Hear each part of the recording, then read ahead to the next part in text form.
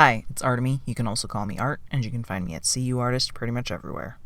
I opened Twitter the other day, which I normally do not do. I have notifications just of my closest friends, and that is pretty much all I do. Do not go there most of the time. But I wanted to tweet out some of the thoughts I was having that I talked about in yesterday's video, and I was surprised and delighted by what I found instead. So I found a thread by the author of Check Please, Ngozi, and I'm going to link it, but I just wanted to go through some of the stuff that is talked about in there because I think it is really helpful. She asked for some advice from comic artists who have either finished a webcomic or done a webcomic for 3 or 4 years. She wanted advice that they had to talk about in a presentation for students. And there were definitely some people who I already follow and have mentioned. Maya Kern replied, and I did link her video earlier in this challenge, and some of her thoughts were still the same. But there are some other good takes in here that I just wanted to talk about. So it looked like the majority of the information that was given was summarized by Ngozi. Everybody has a first attempt webcomic that they usually abandon. You should have a readership or community before you post your first page, and if you've never completed a story before, you will likely not complete an epic tale on your first go. I have definitely heard the first and third of those pretty commonly. I do think it is worthwhile to just be aware of those facts. I think it's still worth going and trying those things, even if you might not finish them.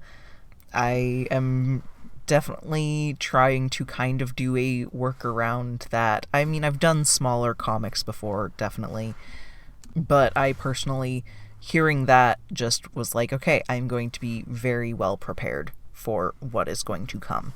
And so that's kind of how I'm trying to manage that. It is gonna be an epic, and it is going to be very long, but I am prepared, and I also know that if I do eventually decide to end it, it won't be the end of the world. I had not, however, heard that you should have a readership or community before you post your first page. I've heard that it is good, especially on like Webtoon, to have more readers at the start.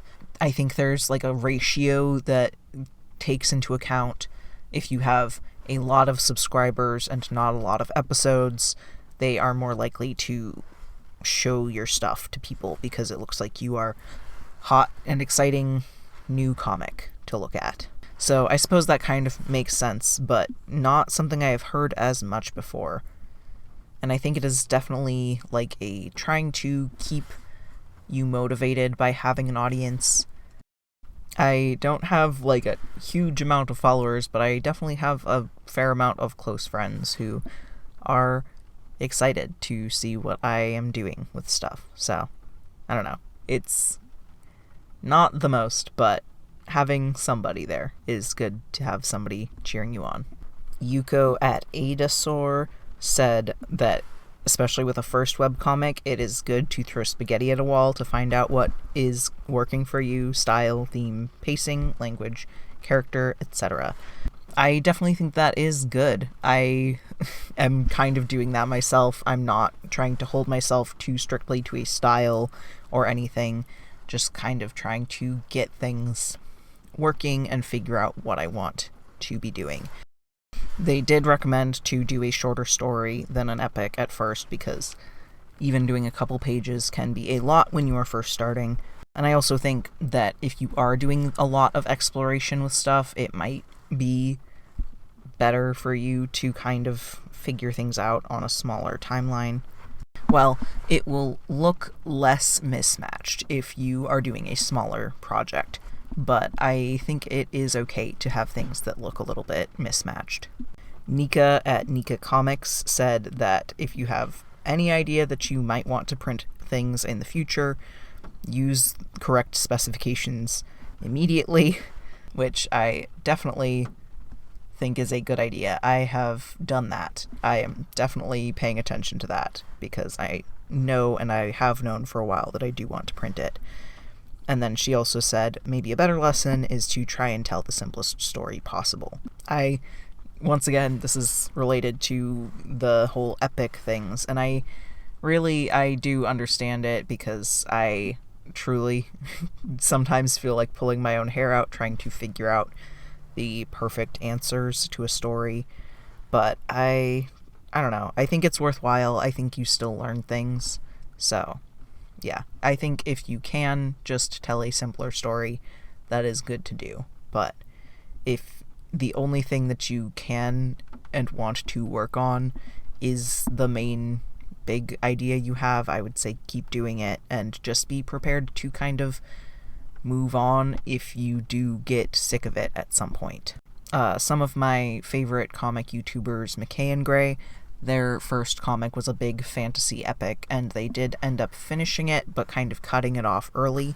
They did get some subscribers, but mostly towards the end of it, and they were already kind of getting tired, and also realized that it was not the best story that they could have done. I believe they started it while in high school, but they moved on from that and started creating shorter comics to do. That's what they found seemed to work better for them. I would definitely recommend checking out their channel if you have not already. They are some cool people. Anant at Anant Hirsch said, self-check-ins keep things fresh. What motivated me 5 years ago is different from what motivates me today. And I think that is a very, very good idea to do. They also said learning the difference between a comic feeling like work versus interest truly ebbing. And I definitely think that that is a good idea to think about, because it really, especially if you are starting to get paid for comic making, it could definitely there are times when you do not feel like writing or drawing, and you do have to just sit down and keep moving. But if you truly are not in love with your story anymore, there isn't, as long as you're not contractually obligated to complete it, there is not really a reason to make yourself miserable to bring it to its full completion. When you are getting to a really dull part of the story, or just it feels really hard, it can definitely be so appealing to try and start a new project, because a new project, there's just so much of the fun parts to do, and especially with like the middle and end of a comic, it can be so exhausting to trudge through.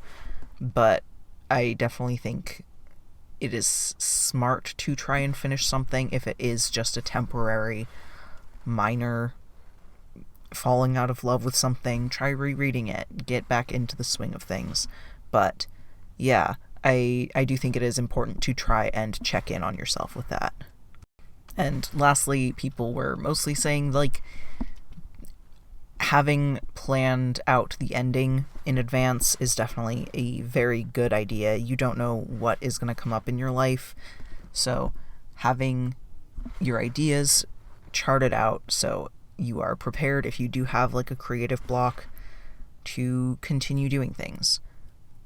Yeah, I would definitely recommend checking out the thread, checking out the people who are talking in it, and see if there are more, because hopefully it will continue updating. I definitely think it is worthwhile checking out the individual. I'm sure I did not find all of the stuff. I'm not very Twitter literate, but yeah, definitely good to look at, and some good advice from people who have done long-running webcomics. I definitely think it is great to find insight from people who have that experience. So, yeah. I will link the thread. I will link McKay and Gray, because they definitely have a decent amount of comic writing experience. And yeah, that is all I have for today. Thanks for listening, and I hope to see you tomorrow.